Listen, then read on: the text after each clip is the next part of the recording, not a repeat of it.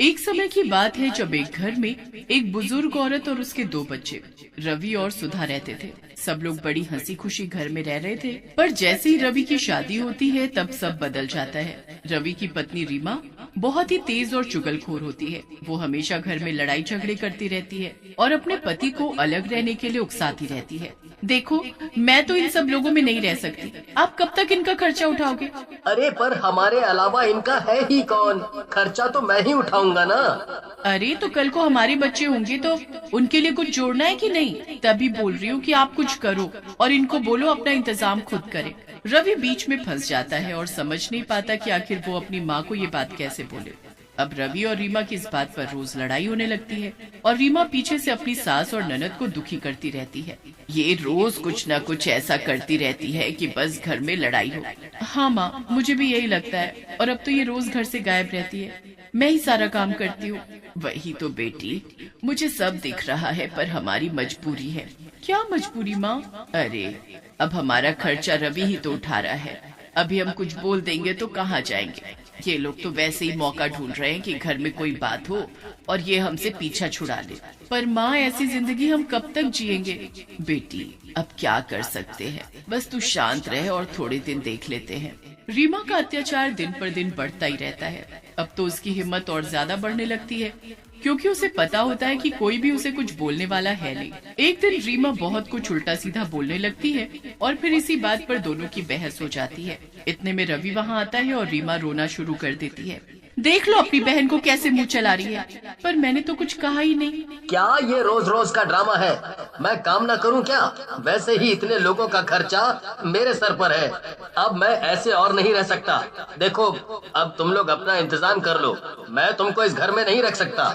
बस फिर तो रीमा के मन में लड्डू फूटने लगते हैं। वो इतनी खुश हो जाती है कि बस उसके मन की आखिरकार हुई गई। उसकी माँ और बहन खूब रोते गिड़गिड़ाते हैं, पर रवि के कान पर एक जू नहीं रेंगती। रीमा तो अगले दिन रवि के ऑफिस जाने के बाद ही अपनी सास ननद का सामान घर के बाहर फेंक देती है और दोनों को इतनी ठंड में वहाँ से जाना पड़ता है। माँ, अब हम कहाँ जाएंगे? समझ नहीं आ रहा बेटी, हमारा तो कोई ठिकाना ही नहीं। सुधा अपनी माँ के साथ यहाँ वहाँ भटकती रहती है और फिर आखिर में एक पार्क के पास उनको एक टूटी फूटी खाली झोपड़ी दिखती है। माँ, ये देखो, जाने किसकी झोपड़ी, और देखो इसमें सामान भी पड़ा है। अरे पर क्या पता कोई आ जाए। तभी वहाँ से एक आदमी गुजरता है और उनसे पूछने लगता है कि वो दोनों वहाँ क्या कर रही हैं। सुधा के बताने के बाद वो आदमी बोलता है, ये झोपड़ी एक बड़े आदमी की थी, पर कुछ दिन पहले उसकी मौत हो गई। तुम दोनों यहाँ रह सकती हो। ठंड तो बहुत है, पर यहाँ सुबह सुबह सबसे अच्छी धूप भी आती है। आपका बहुत बहुत धन्यवाद। सुधा और उसकी माँ उस झोपड़ी के अंदर जाते हैं।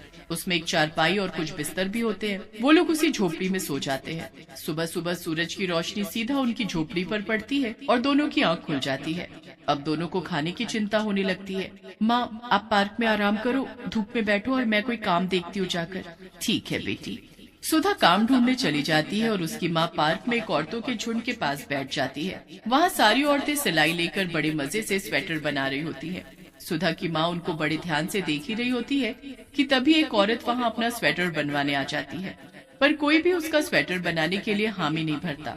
अरे बना दो ना, मैं ऐसे कोई फ्री में नहीं बनवा रही, पैसे दूंगी इसके। ये देखकर सुधा की माँ बोल पड़ती है, अरे बहन जी, लाओ मैं बना देती हूँ आपका स्वेटर।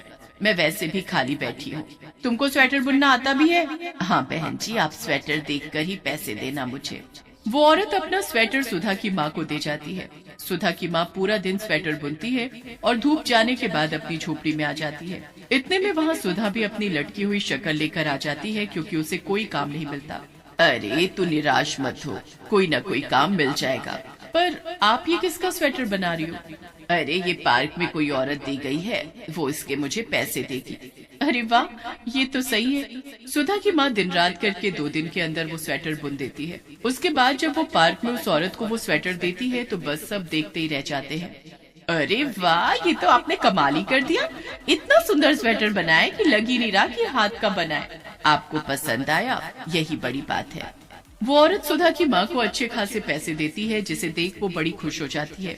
अब सब लोग सुधा की माँ को स्वेटर बनाने के लिए ऊन देने लगते हैं। सुधा की माँ सबका ऊन लेकर दिन रात स्वेटर बुनने लगती है। पर फिर एक रात सब बदल जाता है। रात को सुधा की माँ अच्छी भली सोई हुई होती है, पर सुबह उनकी आंखें नहीं खुलती। सुधा को अपनी माँ के मरने का बड़ा दुख होता है और वो खूब रोती है। माँ, आप मुझे छोड़कर क्यों चली गई? मैं अकेले कैसे जीऊंगी, कैसे जीऊंगी? सुधा इसी गम में स्वेटर बुनना बंद कर देती है और बस रोते रोते ही दिन निकाल देती है।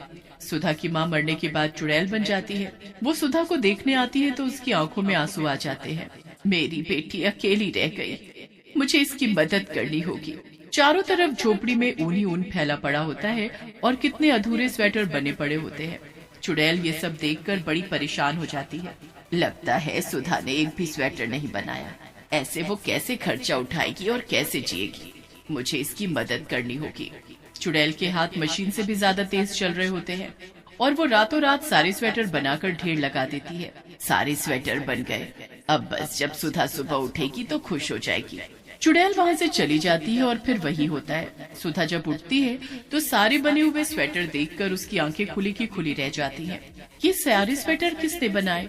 कल तो इन सब का ऊन पड़ा था, रात तक सब फैला हुआ था, और ये रातों रात स्वेटर कैसे बन सकते हैं?